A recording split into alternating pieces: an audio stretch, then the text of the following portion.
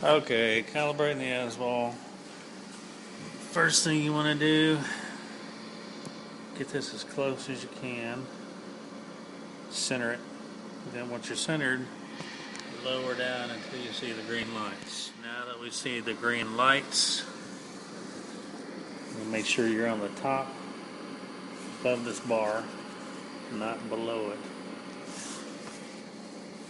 And then take your first picture and see what it looks like. Alright, we've got our calibration tool on. Everything's fit nice and tight. It's not kinked up anywhere. Now we'll take a picture to see where we're at. Alright, not sure how good your picture is there. We're on a fluoro here. Kind of move in and out. That's going to take us left and right until we get centered here, real nice and thin line. Lock that down. Now we're going to wig-wag side to side. Get those lines lined up in the center, real slow.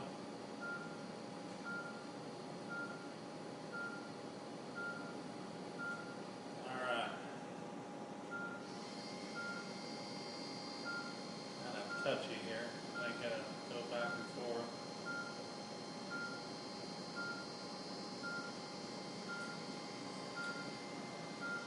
Okay, AP looks good. Now we're going to see what the lateral looks like. Your 30-degree lateral. Lines are a little bit off. So what we're going to do now is we're going to adjust the clips, the brakes on the top of the C-arms here.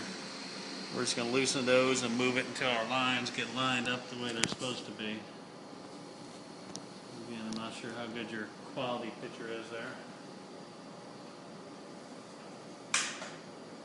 These are kind of loose anyway, so that's where the problem is. We're going to move these lines until it intersects the BB there.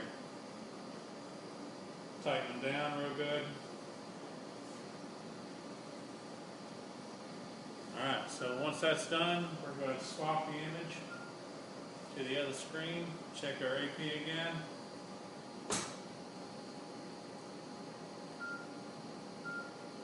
Alright, it's calibrated.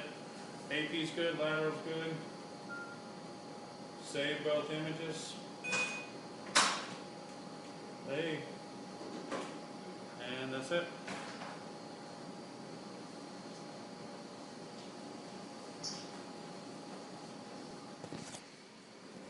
Okay, once it's calibrated, you're going to find this bottle, little silicone gel, and you're going to put that right on top of the shock head here.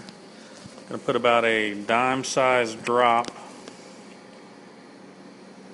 Well, it doesn't take too much. Alright, we're going to put that right in the center here. Alright, once you got that, you're just going to spread it out nice and even everywhere. Make sure you get in the creases and everywhere. And it is ready for the patient. Just, we're going to pull this back out, park the shock head, and put the shock head protector back over top of it, which is right there. And always double check your C-arm when you come back in the room to be sure no one's touched it or moved it. When you get called back to the OR, hopefully the patient's not in the room yet. You're going to come in, take off the protective cover, and go ahead and pull your shock head out and make sure everything works. So we're going to pop the shock head out here real quick. Make sure it starts moving. If it's not moving, check your reflector, make sure it's lined up. And sometimes you also have to pull the table all the way down. Just grab the foot of the table and pull it as far as it'll go. Listen for that click. And you don't have to recalibrate it, just double check, make sure your lines are lined up here. Those are lined, everything's superimposed, nice and centered. And we're going to check our 30 degree, make sure these are tight.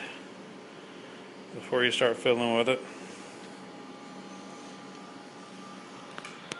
And just want to make sure that line's nice and superimposed. Now go ahead and park it back, don't slam it. And push this back out, put the protective cover back over it, and you're ready for the patient.